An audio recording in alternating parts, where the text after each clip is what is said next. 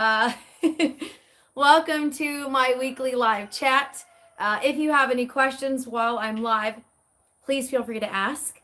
I am Mary from Mary's Heirloom Seeds, and I try to go live here every Thursday at 5 p.m. Central Time. So it is just now 5 o'clock. I'll give you guys a couple minutes to come join me while I chat about some random stuff that's been going on. Welcome. For those of you just joining me for the first time, welcome to my weekly live chat. For those of you that join me regularly, welcome back. It wasn't until, can you hear me by the way if you're watching? Just making sure I'm here and you can see me. It wasn't until like literally 5 minutes before I went live that I figured out that I was going to have to go live under the patio. I was kind of hoping I could go live out in the garden. So if you're watching this video live and you're looking for actual planting information, I will share it verbally, but I'm going to try and actually, hey Alan, hey Cindy, I will try to actually film a video, not live, of the actual planting of these seeds. I am so excited. We have had rain. Hey Kat, hey Kim, and David, hey. So we had rain. Hey Christine. It's been such a dry summer and we've had rain for 2 days in a row and I'm so excited. So I was going to go live in the garden.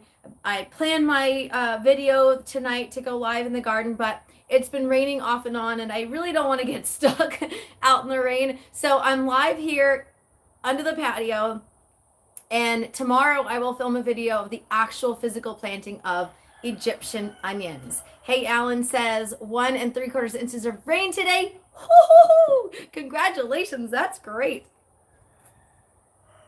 Sharon says yay for rain.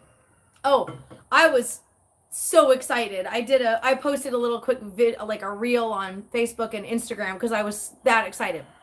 All right, so let's get to the meat and potatoes of this video. In the description section of this video, you'll find a couple awesome links. My comprehensive planting guide, every video has that. A link to Egyptian walking onions so you can read about it. And if you're interested in planting them, we've got some seeds available right now.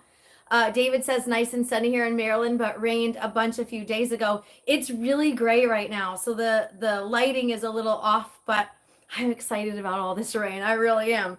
And then you'll also find a link to our September 2023 seed sale. The seed sale goes, I think, until the 20th. Don't quote me on that, but all the information's in the link. So tonight we're talking about planting Egyptian walking onions. But first I want to share with you what the heck is an Egyptian planting or an Egyptian walking onion. And one of my customers, very funny that he is, said, well, if they're walking, why are they in a box? Hey, another David at Patriots Rabbitry. Thanks for joining me. So these are, you can see a little bit. I'll get a little closer.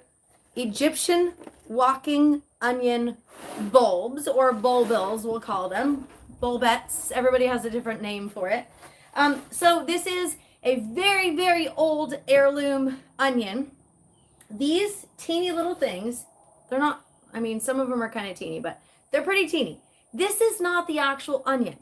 So, hey, Krista, this is such a cool onion. I'm gonna explain to you how it works. So this is a bulbil or a bulbette. This grows on top of the onion stalk. So let me explain to you. You have an onion here and you have a stalk that grows up, and at the very top, have you grown onions before and it grew a big flower? Egyptian walking onions do not produce a flower like a regular onion. They produce a set of approximately 6 baby bulbs. And what happens is that stalk gets so heavy with these little baby bulbs that it flops over. They can grow actually 24 inches. They can actually walk 24 inches. So that stalk grows up and the little baby bulb is on top and it flops over. And since you can see it's already sprouted here, it flops over, hits the ground, and then starts to grow a brand new Egyptian walking onion. Krista says, fascinating. Can you tell I'm excited? So if you're interested in these They are available for a very, very short time. I have a very small amount. Hey, Living a Rogue Life, thanks for joining us. I enjoy it. Everybody joining me. If you have any questions, please feel free to let me know. Hey, Spartacus, thanks for joining me. So this variety is a very, very old variety. It's been around for hundreds, if not thousands of years. So there's a little bit of a background. So it is thought to be originally native to India or Pakistan, and then later introduced to Europe by the Romans. So we're talking very old. Cindy says, do they survive the winter outside? Absolutely they do. These are a perennial onion. These are meant to be planted in the fall. Wade Phelps says, I have some walking onions that my mother gave me. They walk, but the bulbs on top aren't as big as those. So these might be bigger than what you are already growing, or maybe it's just slightly different. But let me Wade, let me give you a little example, because this is a larger one, and I chose this because it's easier for you to see on camera. But let me show you this. Here's another one.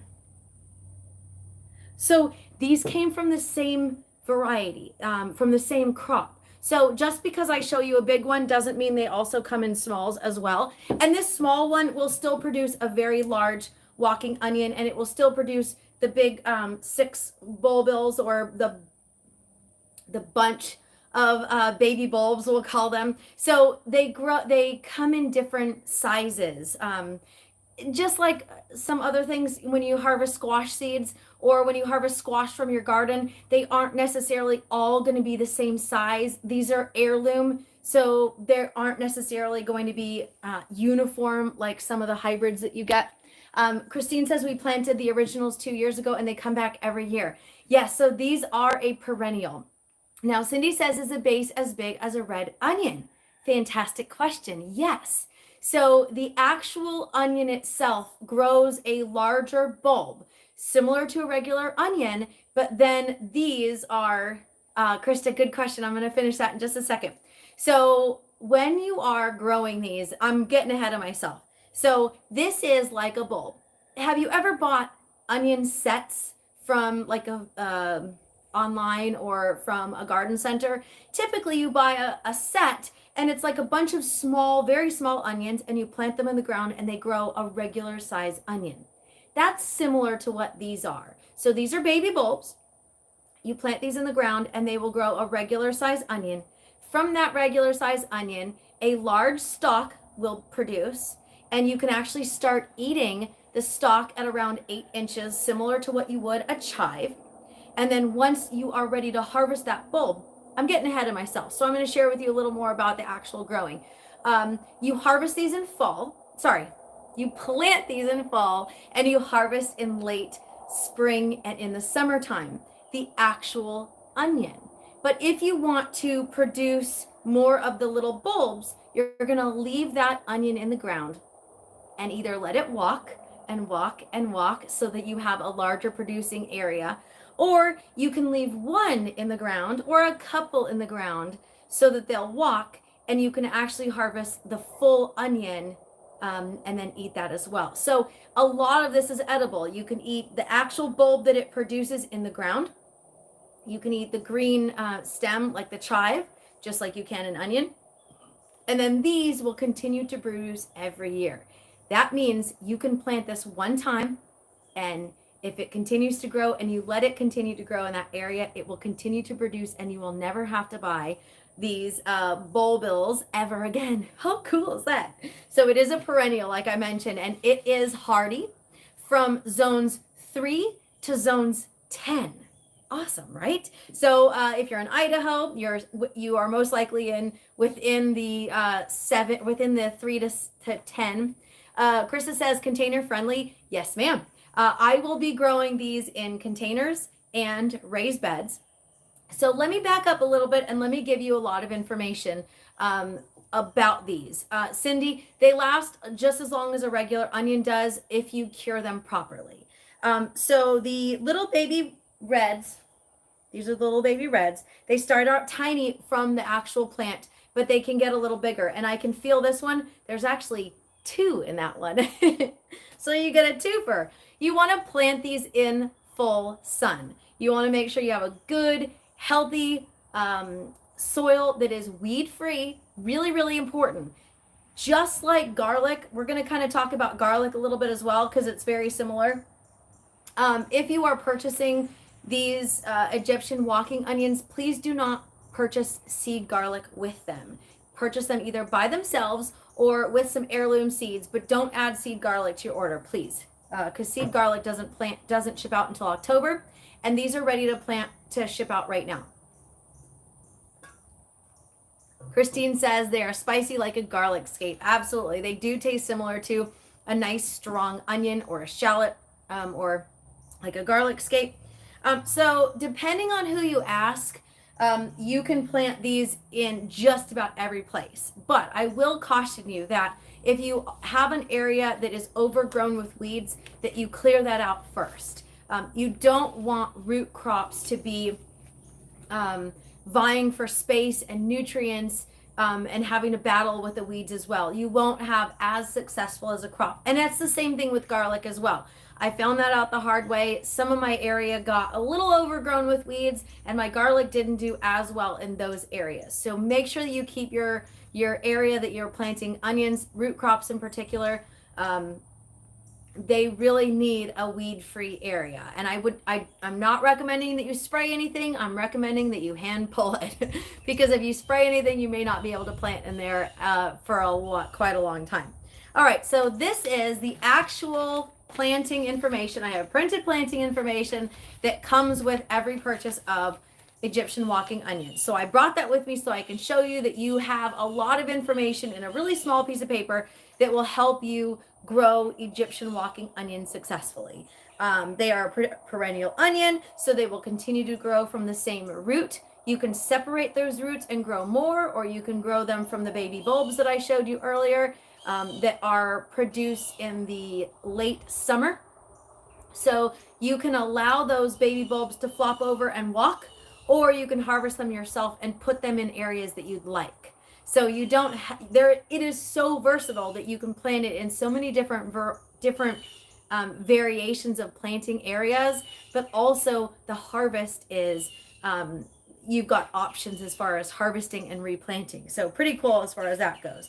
I mentioned already, your soil should be well draining. It should be weed free and with plenty of organic matter. And if you're like Christine there at KNC Worm Farm, you will probably be using worm tea in your garden, and my root crops love their worm tea. So check out KNC Worm Farm for worm castings or worm tea that's already pre-made if you'd like to just have it ready to go and not have to make it yourself. Planting onions in a location that has room to grow. So depending on who you ask, you can plant these as close together as 4 to 6 inches apart, or you should plant them 6 to 12 inches apart. So it is absolutely going to depend on your area. You can plant them closer together if you have a smaller area. However, if you plant them a little further apart, you can actually plant some companion plants within the area that you're planting your bulbs. So here's what I'm going to do. Again, I meant to go live in the garden, but it is sprinkling outside, and I really didn't want to be stuck out if we got a downpour while I was going live. So the bed that I'm going to plant these in first is going to have already have seeded lettuce in it. And then I'm going to go ahead and plant the onion bulbs on the outside of the bed. Now the backside already has some climbing seeds that I planted that are going to climb up the trellis that I put. But I've got lettuce in the middle, and I've got some brassicas mixed in as well. And then I'm going to plant the onion bulbs around the outside of that bed. So stay tuned for that. I will try and film that tomorrow morning, if it's not raining. If it's raining, I'll probably film it on Saturday morning. It really just depends on our weather, which has been pretty awesome right now. Let's see. Garden Roselle Thrift says, I have bindweed growing in my garden, and I've been trying to dig it out 3 years now. Unfortunately, the only way to kill it is to either pull it out or lay down a bunch of cardboard and put something over it for a little while, or a tarp. I don't generally recommend using any type of sprays in your garden because things that are going to kill the weeds are also going to kill your plants. And I prefer to grow as organic as possible. So most of I'm looking at at one of my gardens here, and most of the garden over here is in raised beds. Now I'll tell you something else. I have a large portion of that garden. It's small in comparison to the whole garden, but one portion, for example, that I just laid down cardboard and tarp is 16 feet by 20 feet, and cardboard itself doesn't really do the trick because it's just not as effective. So I had a tarp that I'm reusing, and I will share a video of that as well once I get it finished. But it was 110 degrees the last couple weeks, and I haven't really wanted to finish it. So I laid the cardboard down first, I laid the tarp down, and then I've got containers on top of that. From there, I will let the Mother Nature do its work, and everything will break down, and hopefully the weeds that are underneath that will go away.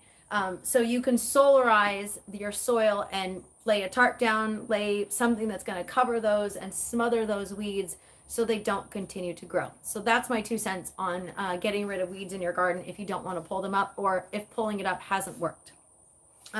So when you're planting these baby bulbs, you're going to plant them 1 to 2 inches deep. If it's very dry in your area and if it's very hot in your area, the deeper option, say the 2-inch option, is going to be better because you don't want them to dry out being too close to the surface of the soil. And then, like I said, you want to do something that is based on your area, how far you plant apart. So that's either 4 to 6 inches or 6 to 12 inches, depending on where you're growing and what you're growing.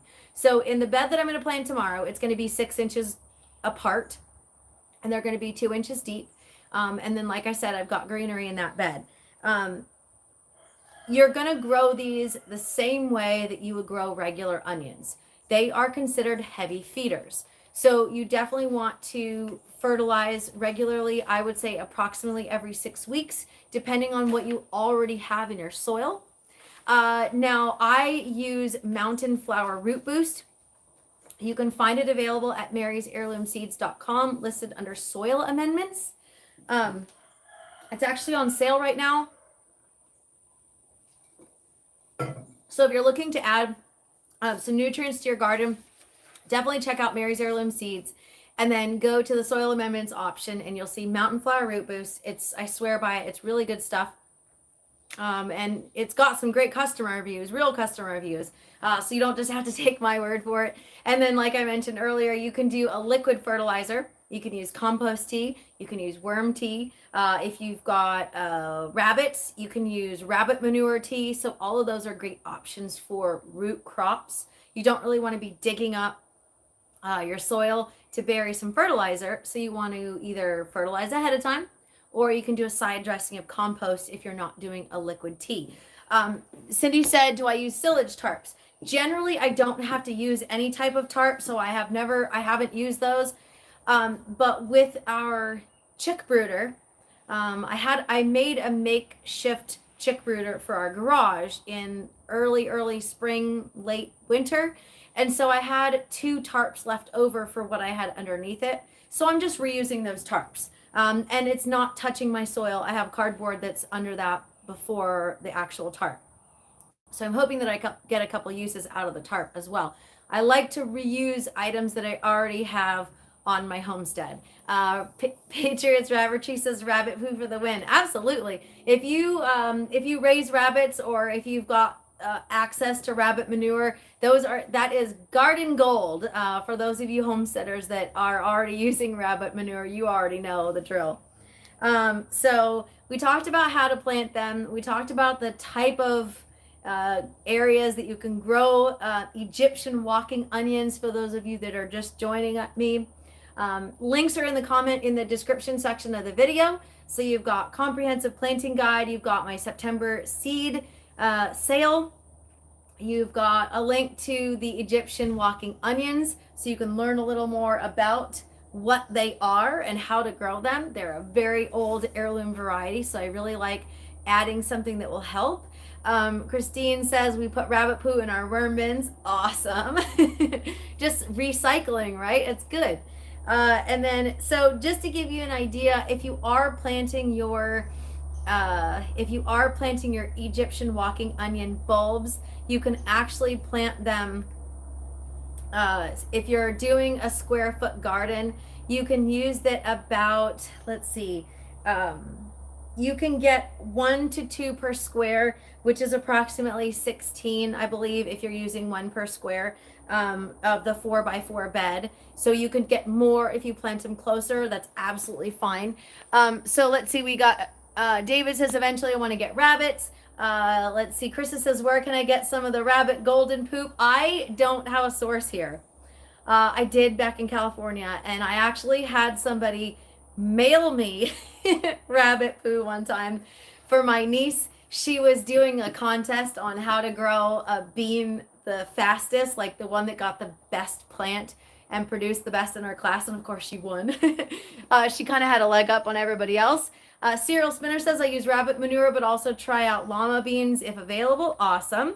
Cindy says, we'll have to try these walking onions. Mary's favorite subject is poop for fertilizer. It really is. I have a lot of videos.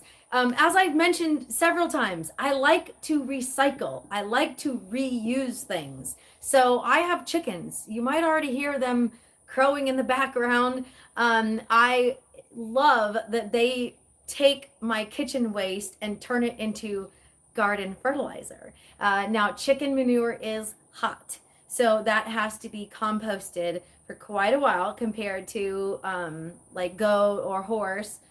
So I'll be composting their manure for about a year before I put it in my garden.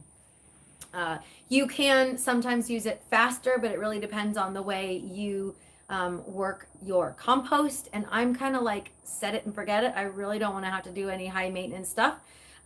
Second favorite topic is growing organic. Yes, sir, it is. So I think I've already answered all the questions. Oh, I did have someone ask me on Facebook if they could plant their Egyptian walking onions with asparagus. And the answer is no. While they are both perennials, you don't really want to plant root crops with your asparagus beds, and specifically not onions. So a really good companion for onions is lettuce. We're going into fall. It's a great time to plant different types of lettuce. And while your lettuce is growing, it will shade the soil around your onions, so you don't want to have, so you're not having soil that's drying out. So a couple bonus options for you as well. If you want to interplant some lettuce with your onions, now it's a double duty bed. You're not just planting one thing, you've got lettuce as well. You can harvest the lettuce when it's really small, like a microgreen, or you can let it grow to full size and then harvest it that way. Cool, right? Alrighty, everybody. I hope I have answered all of your questions. We did talk about all things Egyptian walking onions today. And like I said earlier, because I wasn't able to actually go out into the garden today because it's still raining, I will hopefully do a video tomorrow, and that way you can actually see the actual physical planting of it. I'll show you again before we go what they actually look like. Yay, awesome. Alrighty, everybody, I'm Mary from Mary's Heirloom Seeds. I'm going to sign off. If you've got any questions, you can always send me an email to mary@marysheirloomseeds.com, and I will actually answer your email. Thanks for joining me, everybody, and happy planting.